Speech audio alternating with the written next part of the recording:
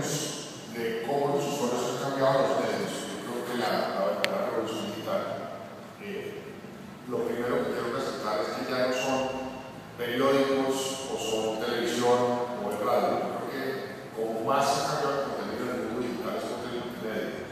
Ya nadie pretende consumir noticias como un periódico a punta de texto o simplemente de imágenes. Eso hace que un periódico tenga el reto de crear contenido multimedia.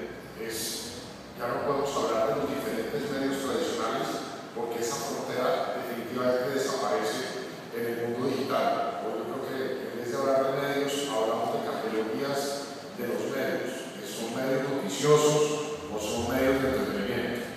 Lo otro que también creo que está cambiando muchísimo son los momentos de consumo.